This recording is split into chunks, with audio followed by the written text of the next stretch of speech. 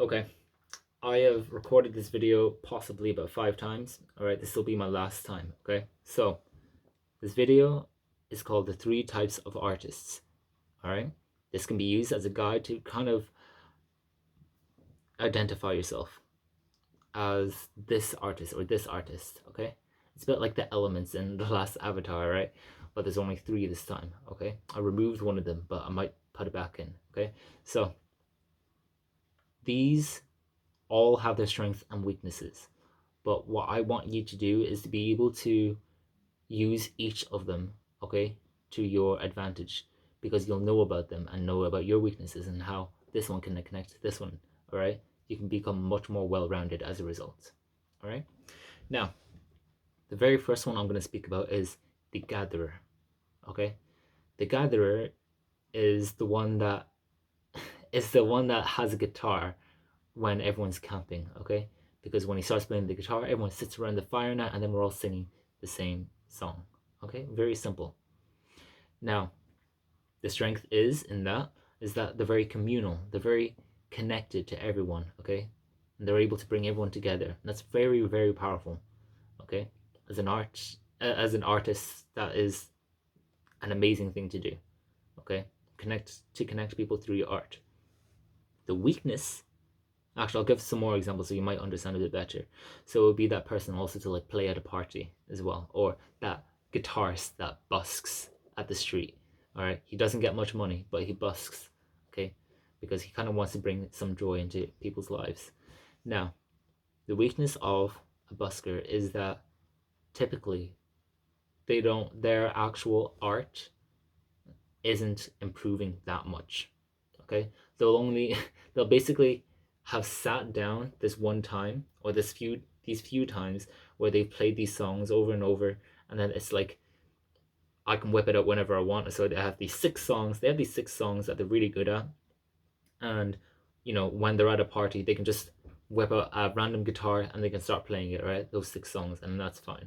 Okay, but typically they don't tend to improve in their actual expression, in their art. Okay, they remain quite stagnant, but they are very communal based. That's extremely powerful as an artist. Okay, if you can get over that, you can become extremely, extremely popular. Okay, you can imagine so because they can already speak to other people, right?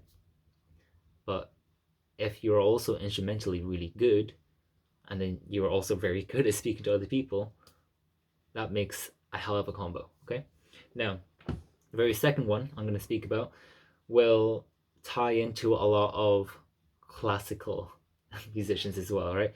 If you will most likely see yourself, if you will most likely see yourself in the description I'm about to give, right? So the second one I'm going to give you is the perfectionist. All right, the perfectionist, you can already imagine, is the one that will spend like hours and hours honing a single piece so it's perfect, not even a single mistake is in it. Typically, it is the classical musicians that will be the perfectionists, because in classical music anyway, you normally have like instructions like you have to play really soft, you have to play really loud here, and then slightly faster in this specific pace as well. Okay, I would say I'm still I wouldn't. Yeah, I would say I'm half of a classical musician now, right? But being a classical musician, you're very good at following instructions, okay? And then, as a perfectionist, I guess, okay, you would hone your art into insane levels. You would spend hours and hours doing it, okay? And it can be incredible, okay? You can create masterpieces that will be spoken about for ages and ages to come, okay? But there's a weakness to this. Because of how much time they actually put in, it is also one of their weaknesses at the exact same time. Okay, because at the same time, they might spend literally 6 8 hours just doing this one thing, but then these other things in their lives, social life, sleep, um I haven't walked my dog yet and he's getting fat. Okay, these are the other things that are starting to fall apart just because they are honing this one thing. All right, that's their weakness. Okay, they have this thing in such high regard that these other things they ignore, okay? And they can often become quite lonely people, all right? If they can bring these other things up, yes, it will, this one art thing, this one art form will come down a bit. However, at the same time, they will become much more balanced. They will become a much more peaceful person, okay? That is the perfectionist. You might see yourself in that as well, okay? Now, the third one I'm going to give you is the expressionist, okay? The expressionist is the artist that will use art to understand themselves a bit more. Okay, this is going to be a bit tricky to understand where I'm trying to come from here, okay? But if you've been creating art, okay, you've already been doing this. Creating art puts you into expressionist mode, okay? Because you are putting down on paper who you basically are. Even if it is just an idea like, oh, these are just like lyrics that people have kind of like kind of because of this artist vibe or this band's vibe, right? But doing this, you will always put in your own experience in it, always, no matter what, okay? You will always see a bit of your soul when you create your own art, when you create your own songs, when you create your own writing, okay? Now, people who are most concerned about being an expressionist, creating art, has one weakness here, okay? Now, obviously, they can be very original with things, okay? They can be very, very original, and it's very cool the way they go about it. However, the weakness is their social validation. They are concerned about, they're scared about showing other people who they really are through their art, okay? Because when they put down that art, they're very bare, okay? This might sound a bit odd, but if you've ever created your first song before or you've painted your first like artwork before, you'll understand where I'm coming from. When you paint something and you put all your heart and soul into it, you fear that other people might not think it's nice, okay? Especially if it's something almost from your mind. You're creating like another world, okay? Instead of just painting something like, let's say I want to paint this one like water bottle or something, right? That's a lot easier to do. But if it is something that you've constructed into your mind, in your mind, and then just painted it onto the canvas, whatever it is, or just this song, okay, that's not trying to be something else, it is just this thing that you've experienced. So then you're gonna write about it or sing about it, okay? It becomes very bare, very intimate, and as a result, it becomes very odd when you try to do express it, okay? So social validation, that is your weakness because you are terrified of showing people it because you want people to like you. All right, that is your weakness.